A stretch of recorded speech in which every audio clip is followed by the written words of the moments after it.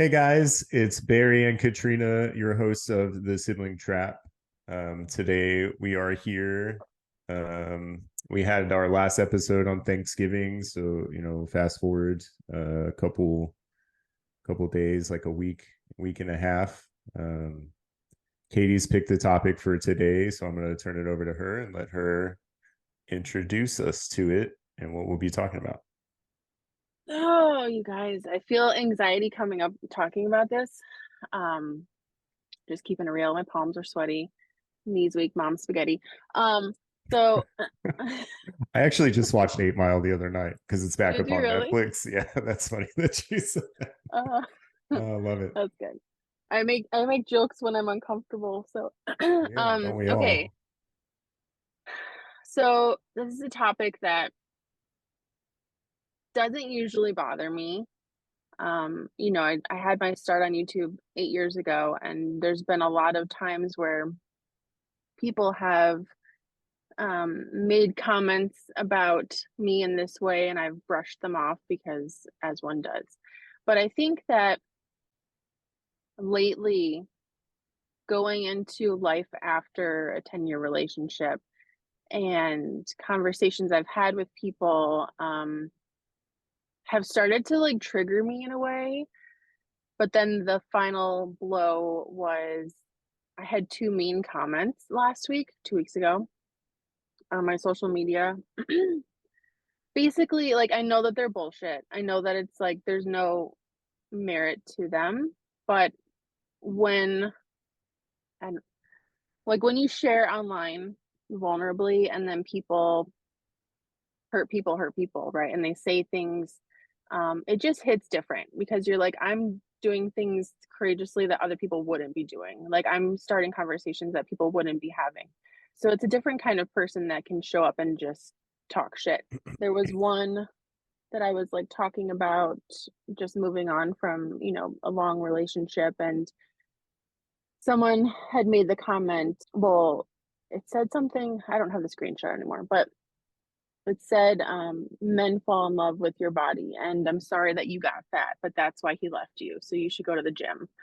And I was like, Wow. yeah.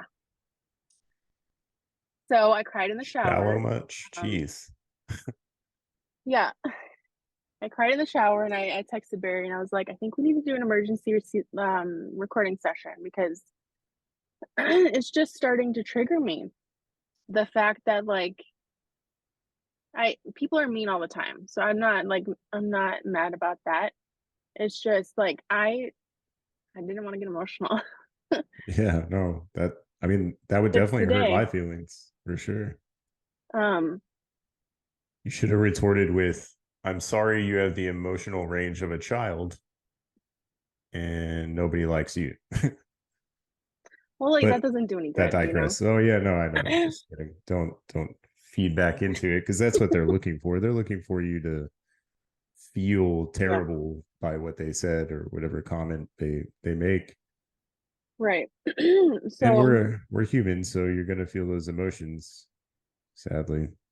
I think that But it frustrates me because like I take really good care of my body.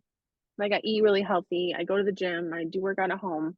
Um, but at the end of the day, like we store our trauma, especially women, in our bodies. So like I'm not fully released from a lot of the trauma that I'm carrying. And the fact that people can take one look at you and just assume that like, oh, she doesn't take care of herself, and like, oh, she must go and eat cheeseburgers every day and like eat it's pizza not all the even time. an Like, assumption. It's a judgment. They're passing a judgment yeah, that they're not. It's not fair for them to say because they don't know what you've been through. They don't know your body type or how your body processes certain foods and stuff like that. It's not fair for them to say, for yeah. sure not. But it's the same thing as like we can look at someone who's skinny and be like, well, she takes really good care of her body, but she could eat shit all the time and like Cheetos and Mountain Dew and like so also another thing is that I realized that I've had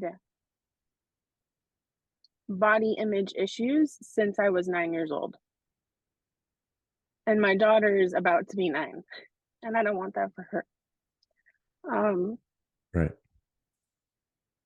so it's So just there's like it's a full circle. there is, yeah, and it comes from our childhood, and if you think about it, there's a lot of women out there that have, body dysmorphia. It's a it's something that I didn't really understand for a long time, and I've just recently kind of researched and kind of understood. But there's a lot of people that, even if they're fit, they look great, they still see that person that they don't want to be in the mirror every day, and it's tough. It is really, really tough, and I have it. Being a runner and training for these marathons has gotten me really, really skinny, like really skinny, to where like I want to be muscular. I want to be the guy who's jacked that can run and perform well on these long distance runs. So I feel you. I definitely do. And the issue is that, like, people pass judgment too easily.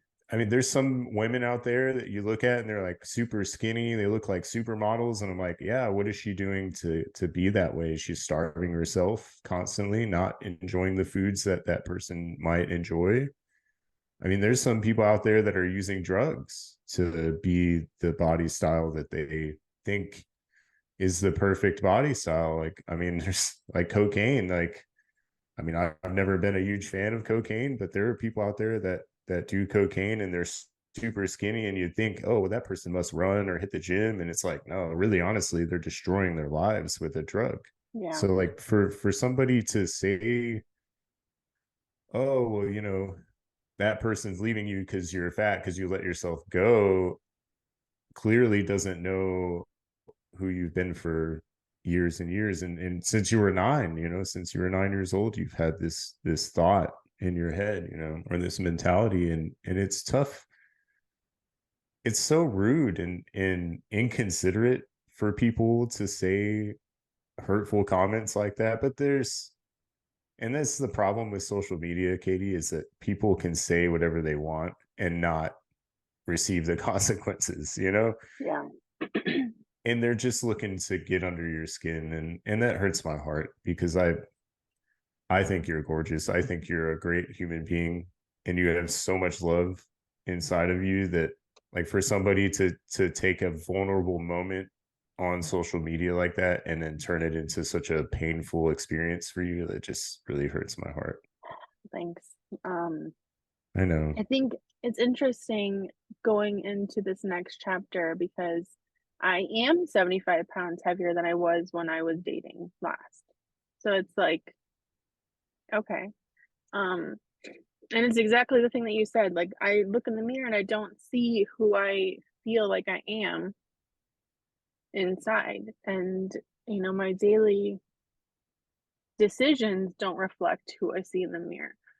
So it's definitely like a daily struggle to just like show up and love your body as it is today. Also, sharing vulnerably the journey so that way other people don't feel like they're alone. Get that a Yeah. lot. And it's the worst thing too, because I don't understand why it has to be just physical. I mean, I struggle every day looking in the mirror thinking if I'm, a good person every day. And people might attack you because of the way you look, because that's all they can see. But when people attack you emotionally and mentally, it's tough, because how do you hide that? Like, you can pretend to be happy all the time, and you can pretend to post pictures all the time that, that show that you're happy, and you could be in a world of pain, and people attack that, and I've been dealing with it a lot, people saying that I'm not, mentally capable of this, or or emotionally capable of a relationship, and it's gotten to a point where, like, it does kind of demoralize you every day. I look at myself in the mirror, and I'm happy. I'm very thankful for everything I have and everything that I've built. I'm happy for that independence, but at the same time, I am missing somebody. I'm missing that piece. Everybody wants somebody. The issue is just, letting the universe give it to me when I'm ready.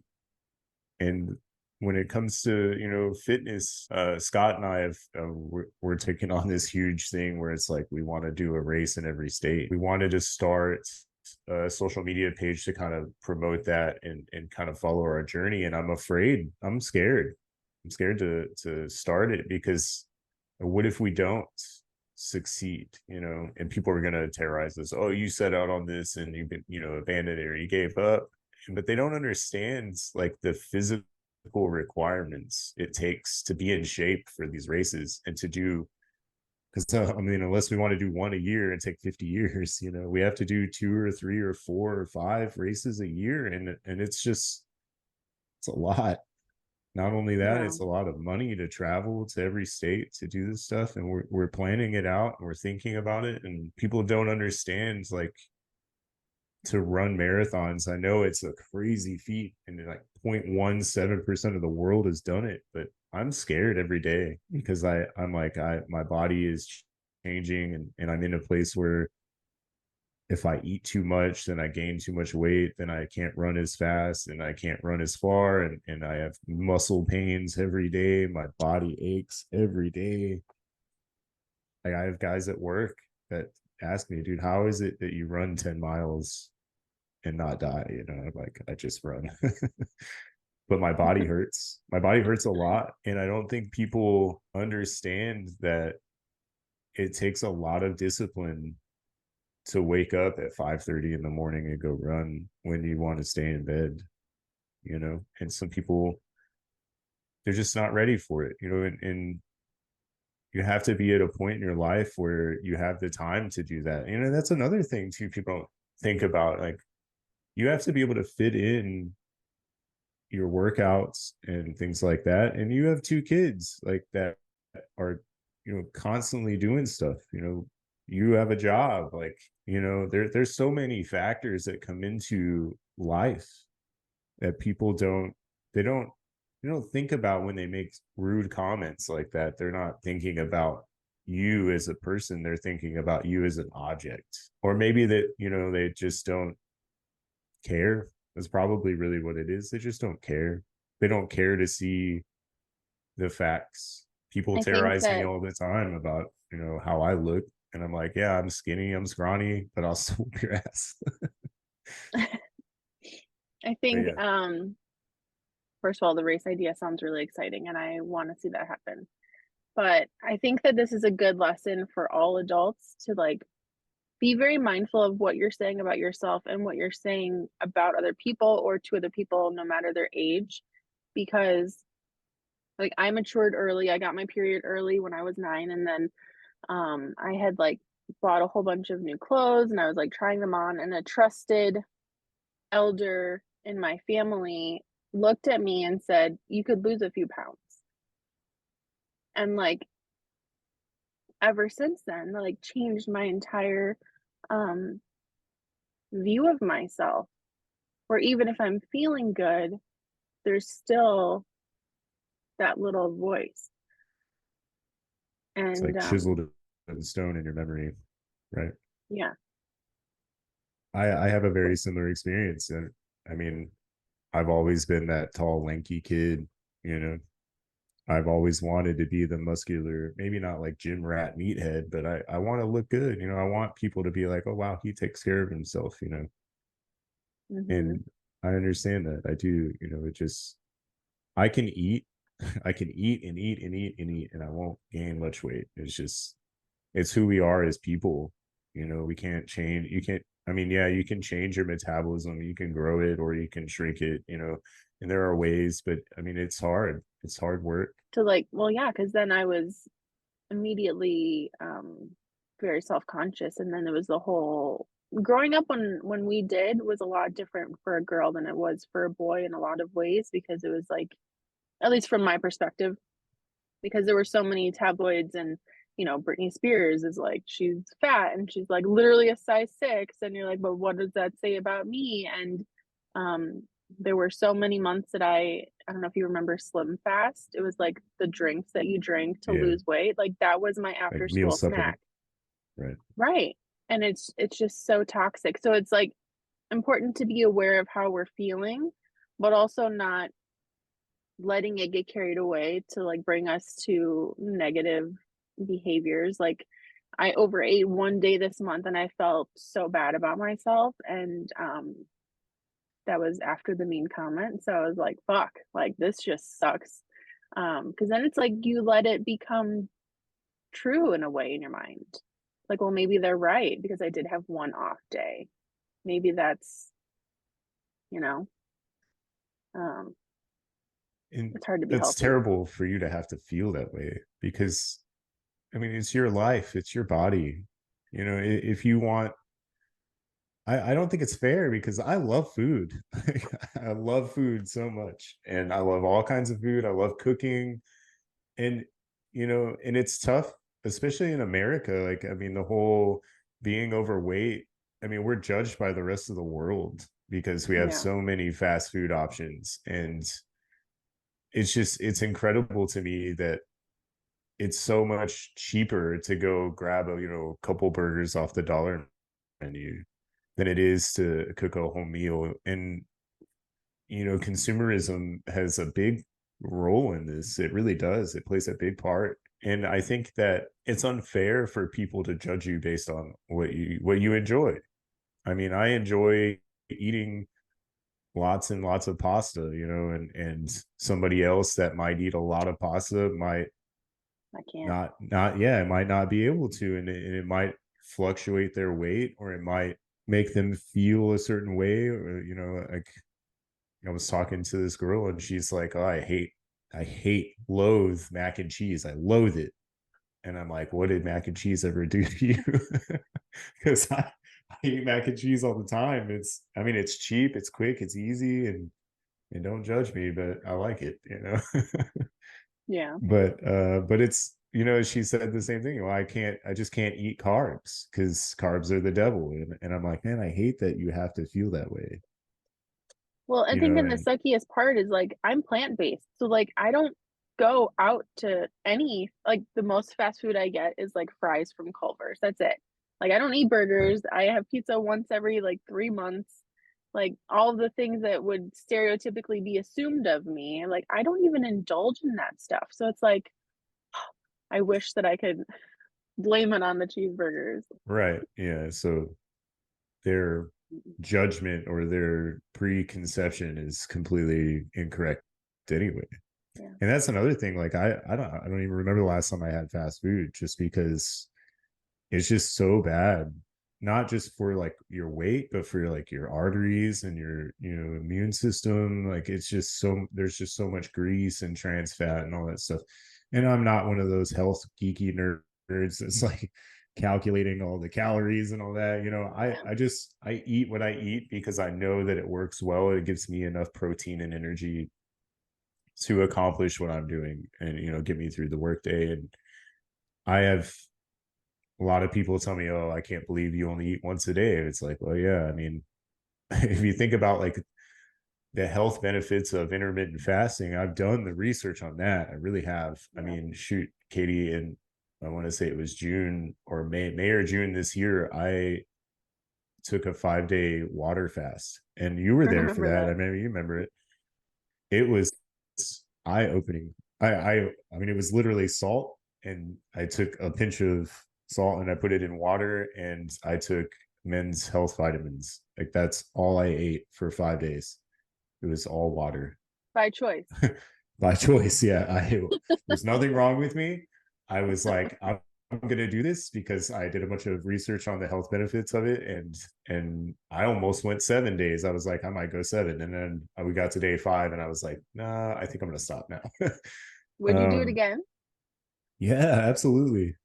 Like just the feeling of ketosis. Like if you don't know what that term is, go do some research on it. But like when your body stops using your glucose and your dense carbohydrates and stuff in your body for energy, it taps into your fat reserves, Hmm. and you achieve this thing called ketosis. Like keto diets and stuff like that, you kind of like, it's like micro dosing ketosis, but basically your body is pulling your fat stores to produce energy, so that way because your brain is like, hey, we ran out of this substance, what are we going to do? It's not going to just start shutting your body down.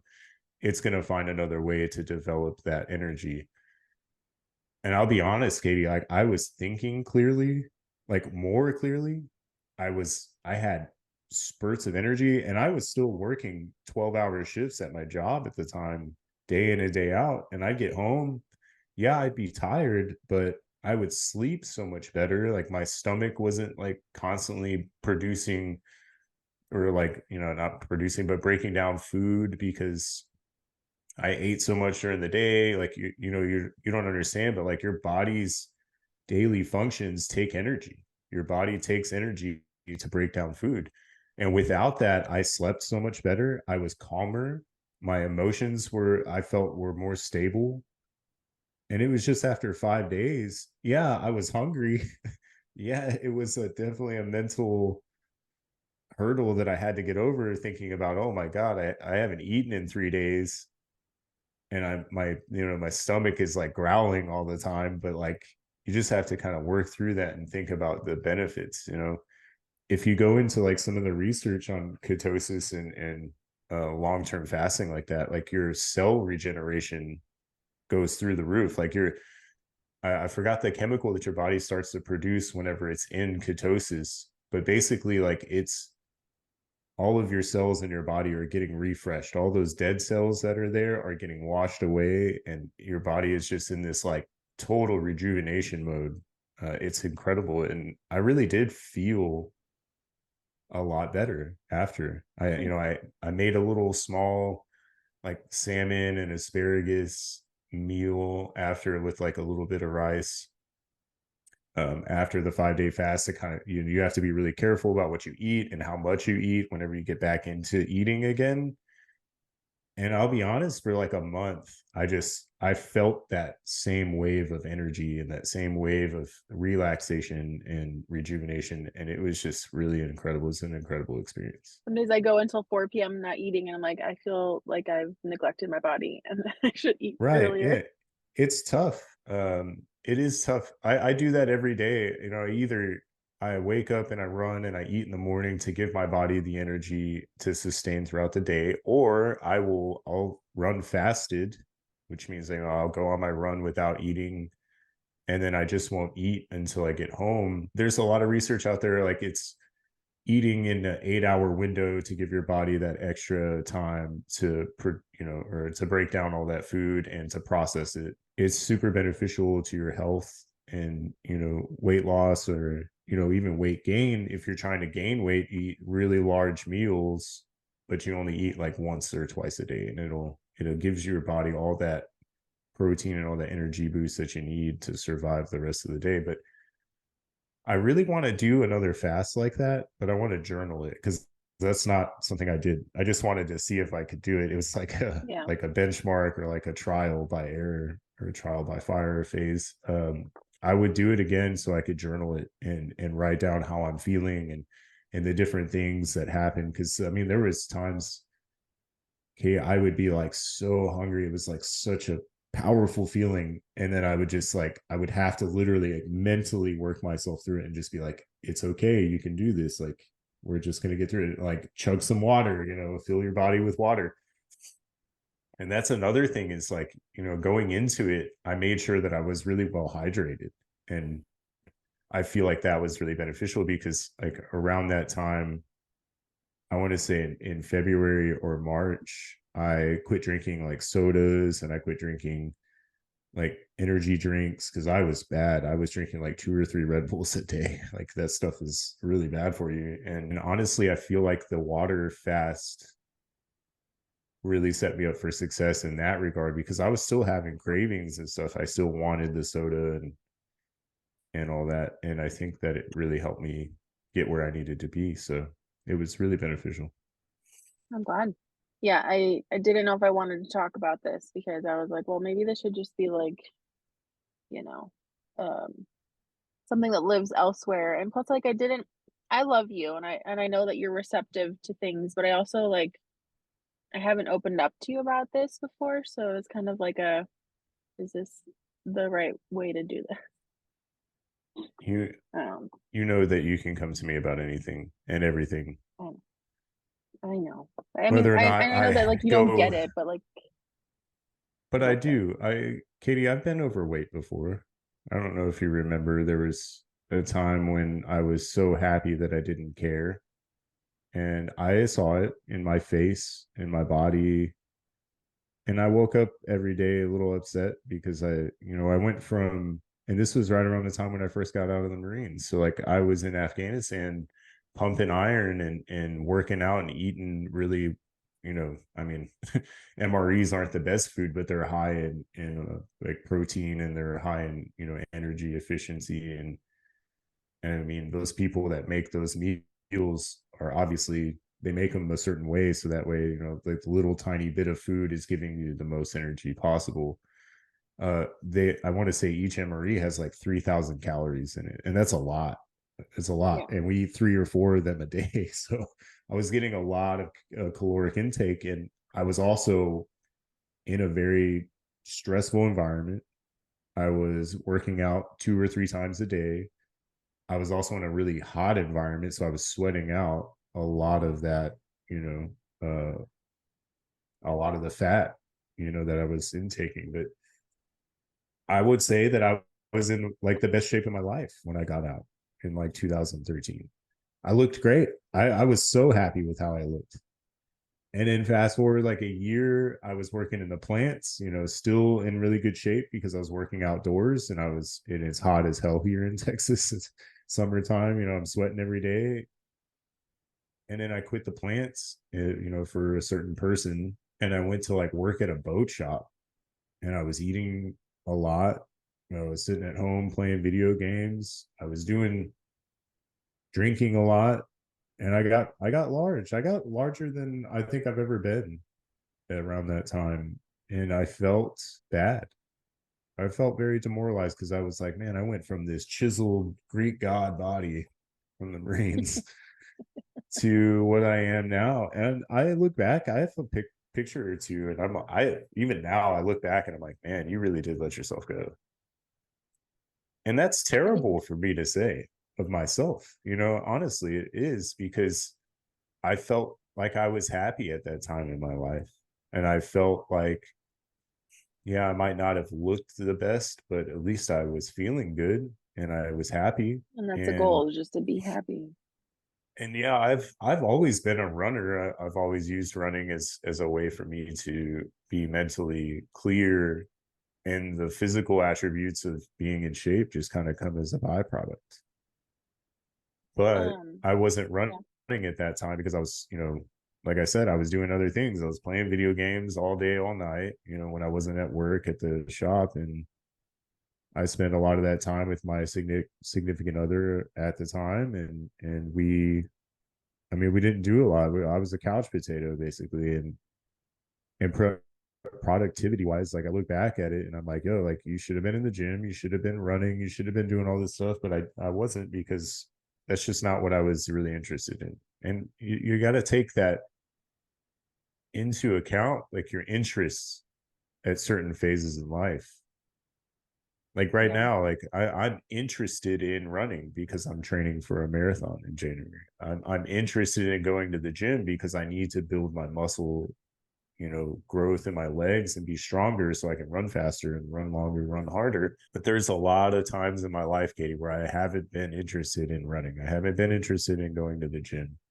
I've been interested in drinking. I've been interested in chasing women. I've been interested in video games or whatever the case is. And it's not really a term of laziness. It's more of just distractions. Are you distracted by things that are going on or that are happening? Your physical fitness should always be tied in with your physical health.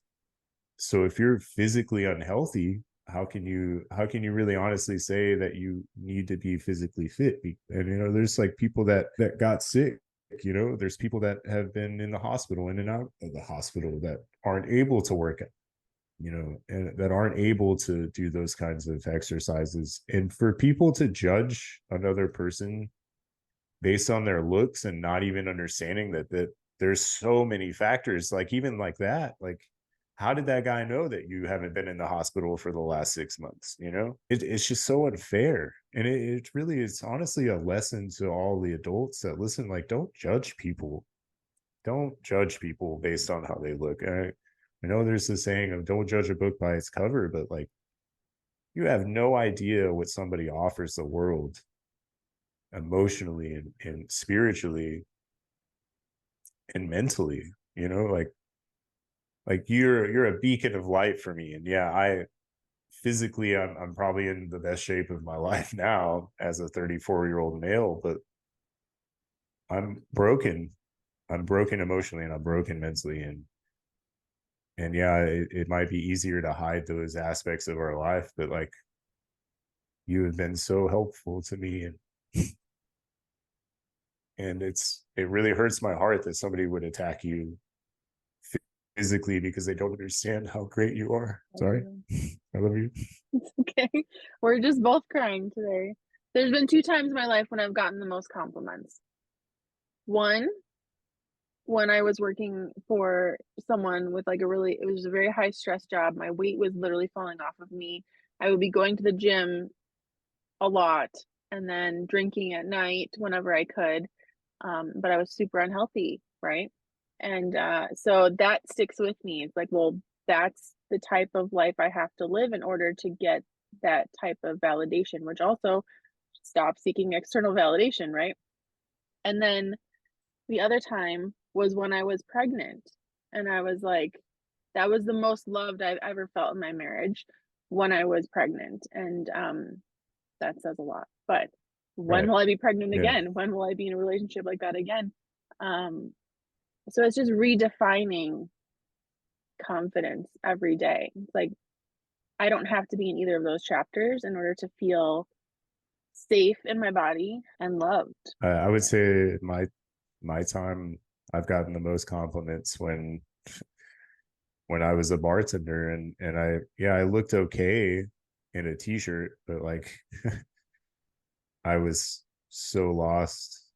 I was drinking all the time. I was, seeking that external validation. Like, screw that, you don't need it. But I got so many compliments on my looks and oh my God, you're so pretty and blah blah blah blah and all this and that. And the whole time I'm thinking, well, yeah, I know, but you should see me on Friday when I'm not happy, and sad and drinking my face off or whatever.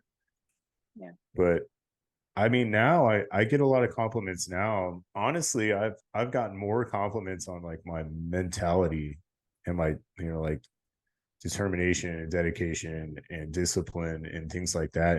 And those compliments go so much farther. Like I feel so more proud of myself for those compliments than the, oh, you're a good looking guy. Oh, I like the salt and pepper, like, yeah. Thanks, but that all comes from me being wise as hell and learning a lot in my life. But honestly though, all jokes aside, it's the people that say, hey, I'm proud of you, knowing that you've been through such a dark point in your life, and the compliments on, hey, I see how much you've grown emotionally. I've seen, how much better you're doing mentally. Those compliments are the ones that I'm here for. Yeah, I look good. Yeah, my body looks great. There was a time when a certain somebody told me, "Oh, you look good." And I kind of rolled my eyes because I was in such a fucking dark place and I was so emotionally broken and physically, like, yeah, I might look good because I'm running constantly every day all day long because I'm searching for that mental release. I'm looking for that because I'm so broken. Like, and they looked at me in my eyes and said, "You look really good." And I just rolled my eyes because I'm like, dude, you have no idea how terrible I feel. And she, as much as it didn't matter, she said that. And it really kind of stuck with me because I know for a fact that she could see how hurt I was. And she still tried to give me that physical compliment like it was going to fucking mean something. And, I think about it all the time. And I'm not out here trying to look physically good. I'm not out here trying to impress anybody with my physical attributes. I'm trying to impress people with who I am as a person, you know?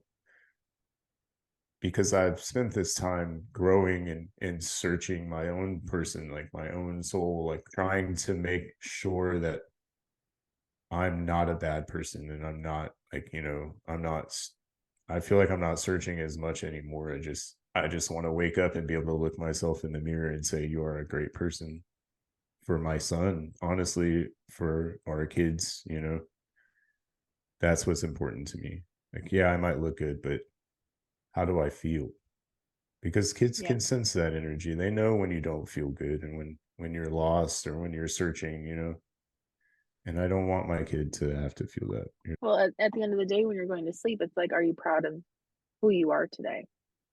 Not of like who you were 6 months ago. It's like, today, did I make myself proud? And I think that with alignment and through the searching and whatever, you start to become radiant.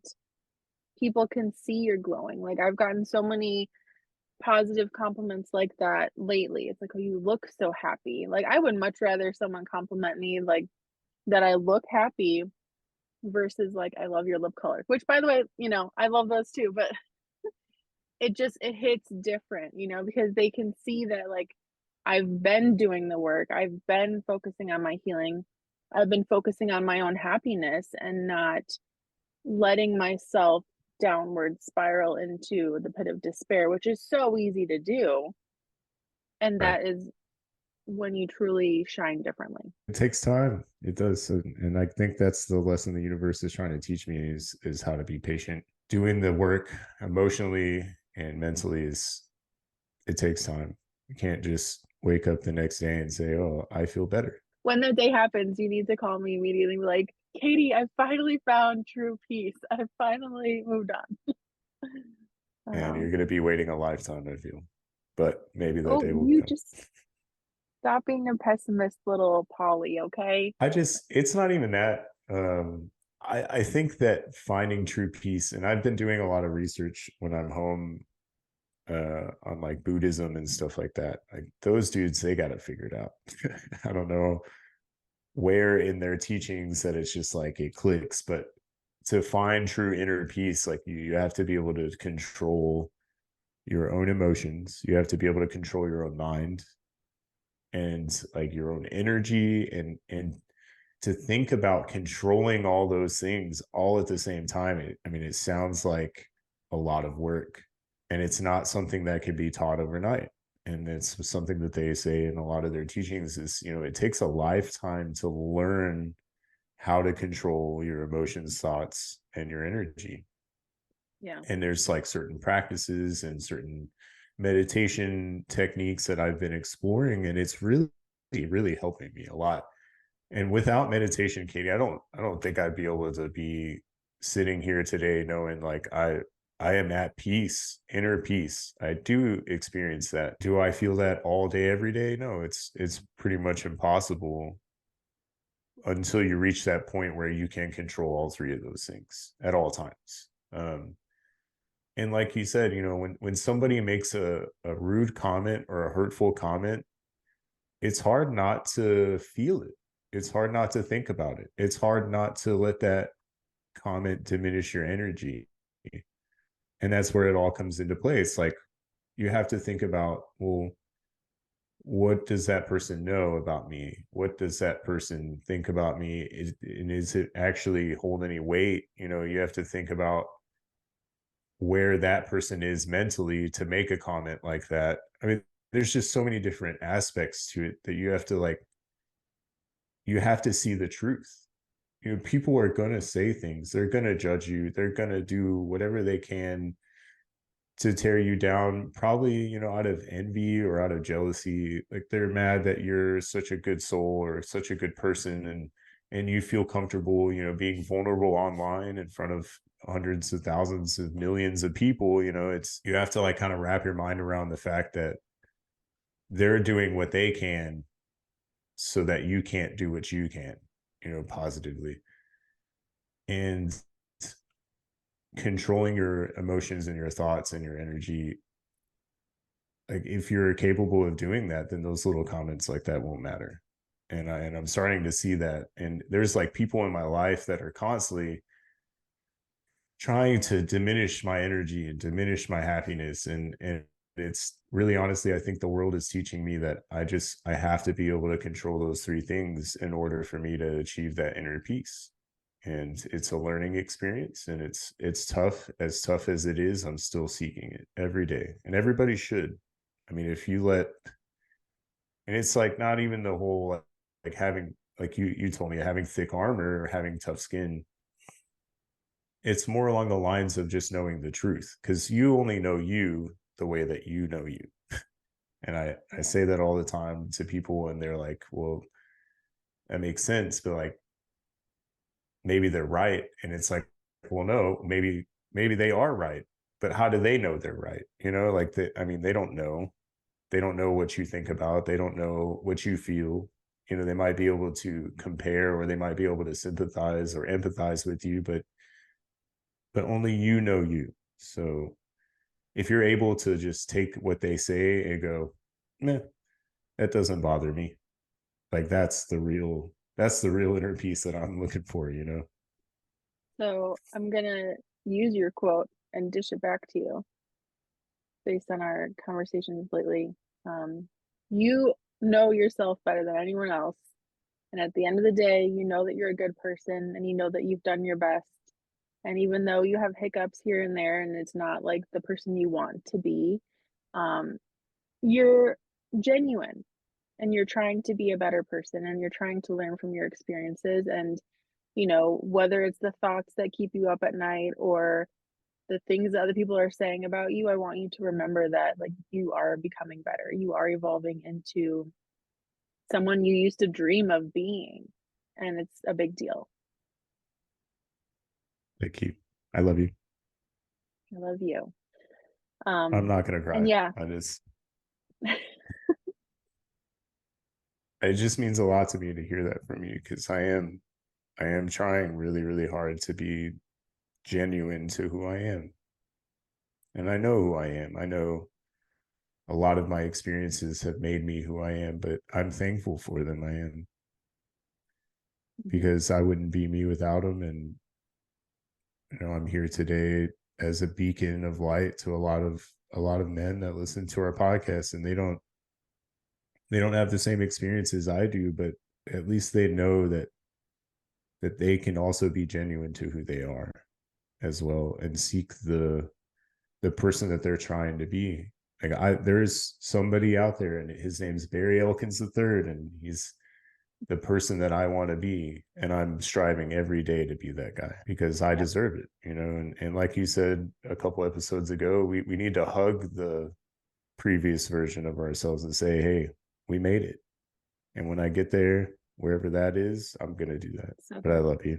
I love you so much. I love you. Thanks for listening to me cry.